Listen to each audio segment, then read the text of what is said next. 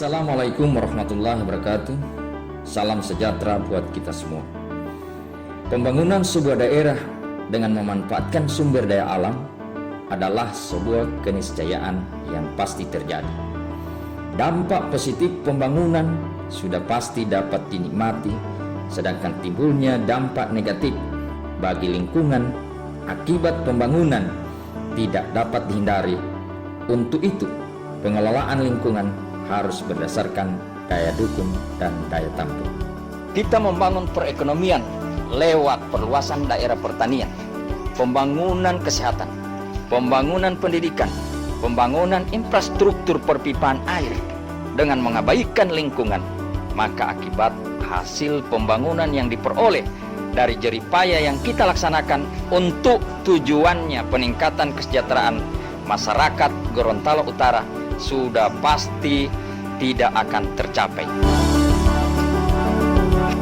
Hasil pendapatan dari pembangunan yang kita peroleh sebagian kecil, bahkan sebagian besar kita gunakan untuk perbaikan jalan rusak, jembatan ambruk, rumah-rumah hanyut, membeli mie instan untuk korban bencana akibat mengabaikan lingkungan.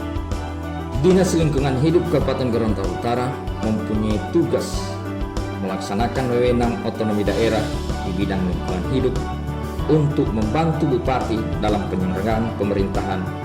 Hal ini termuat dalam Peraturan Bupati Nomor 23 Tahun 2016. Visi misi Gorontalo Utara adalah ceria, unggul, sejahtera di poros maritim Indonesia. Visi misi lingkungan hidup termuat dalam poin keempat, yaitu meningkatkan kualitas lingkungan hidup. Dinas Lingkungan Hidup dalam melaksanakan tugas pokoknya, fungsi dan kewenangan sebagaimana di atas.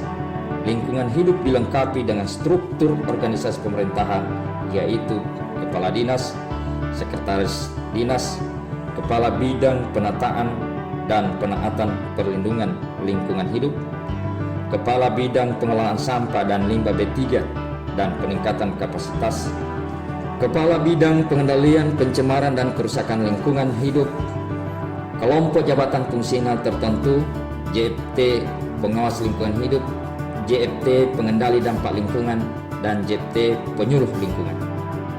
Kepala Dinas mempunyai tugas penyelenggaraan sebagian urusan pemerintah daerah dalam bidang lingkungan hidup yang bertanggung jawab kepada Bupati. Kepala Dinas Lingkungan Hidup menyelenggarakan fungsi perumusan kebijakan teknis di bidang perlindungan dan pengelolaan lingkungan hidup, kajian lingkungan hidup strategis, UKL-UPL, dan SPPL, inventarisasi sumber daya alam dan emisi gas rumah kaca, mengembangkan dan melaksanakan kerjasama dan kemitraan di bidang PPLH, mengembangkan dan menerapkan instrumen lingkungan hidup, memfasilitasi penyelesaian sengketa lingkungan hidup. Bagian sekretaris. Sekretaris dipimpin oleh seorang sekretaris bertanggung jawab kepada kepala dinas. Sekretaris mempunyai tugas membantu kepala dinas dalam melaksanakan tugas di bidang kesekretariatan, mengelola urusan kesekretariatan yang meliputi administrasi umum, kepegawaian, perlengkapan, penyusunan perencanaan, dan evaluasi program, keuangan, dan hubungan kemasyarakatan, mengkoordinasikan tugas-tugas internal di lingkungan hidup, mendistribusikan, memberi petunjuk pelaksanaan tugas kepada kepala subbagian sesuai dengan tugas dan fungsinya.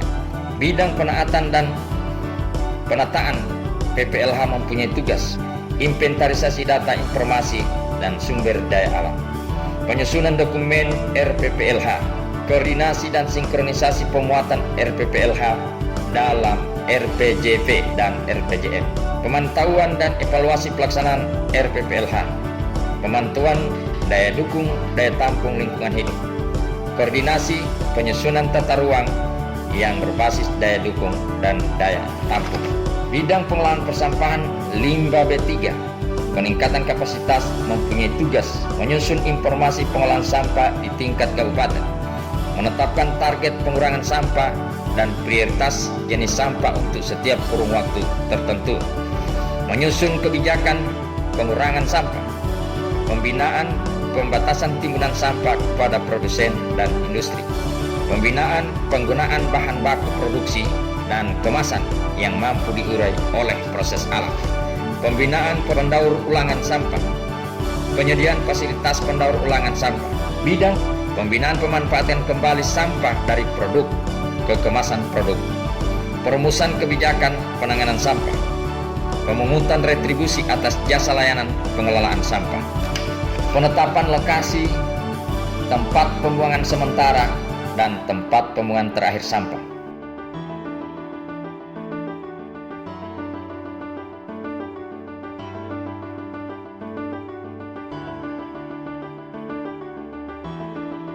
Zohar al-fasadu fil barri wal bahri bima kasabat aydin nas.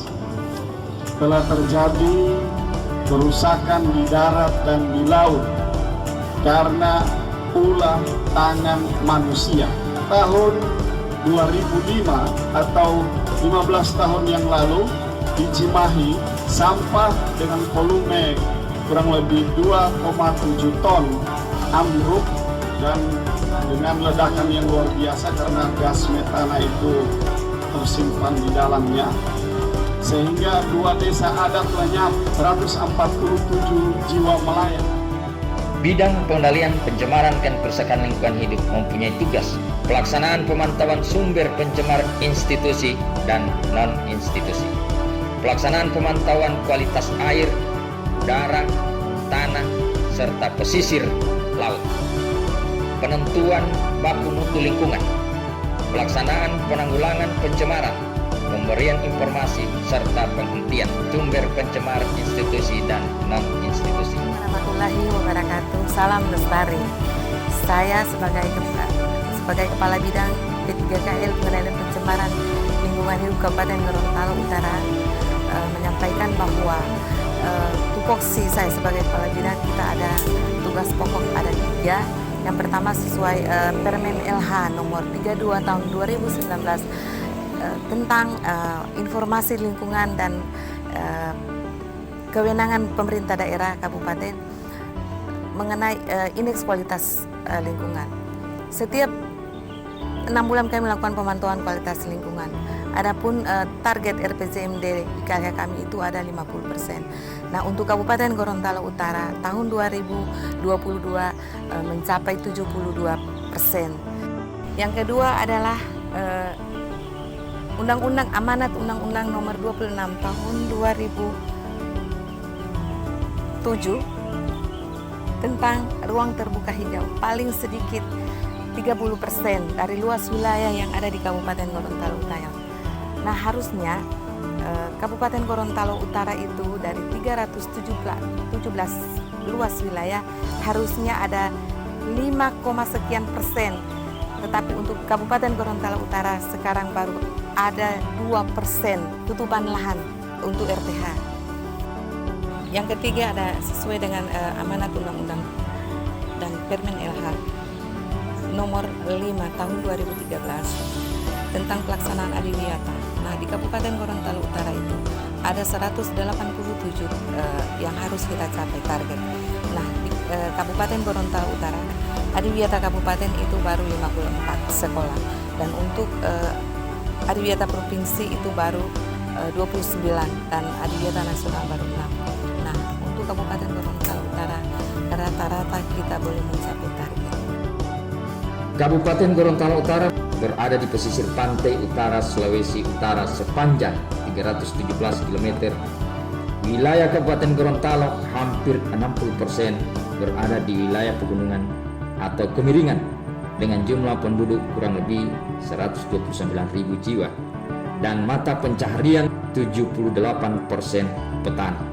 Dalam rangka menjamin kelestarian dan mendukung fungsi lingkungan hidup sebagai salah satu penyangga keberlangsungan hidup, maka diperlukan percepatan indeks kinerja utama lingkungan hidup berupa pemenuhan indeks kualitas lingkungan hidup atau IKLH yang diharapkan menjadi kontrol, pengukur, dan petunjuk dalam hal pengambilan kebijakan dan percepatan keputusan pemerintah.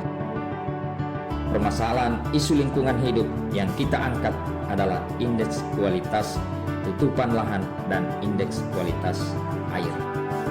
Penurunan indeks tersebut oleh karena permasalahan: 1. Peningkatan perluasan area pertanian jagung yang sudah menjamah daerah-daerah yang seharusnya tidak digarap seperti daerah pengeringan di atas 20%. Pertanian yang berpindah-pindah yang mengurangi luasan tutupan lahan, misalnya membuka lahan hutan dan membuka semak belukar. Permasalahan sampah limbah B3. Sampah limbah B3 adalah merupakan tantangan yang sangat besar dari 10 permasalahan lingkungan, yaitu 40%. Kabupaten Gorontalo Utara setiap hari memproduksi sampah kurang lebih 51 ton per hari. Dari sekian banyak sampah di Kabupaten Gorontalo Utara yang dapat diatasi atau diselesaikan hanya kurang lebih 40%. Selebihnya itu dibuang di jalan-jalan, di sungai-sungai, di saluran irigasi, dan di laut lepas.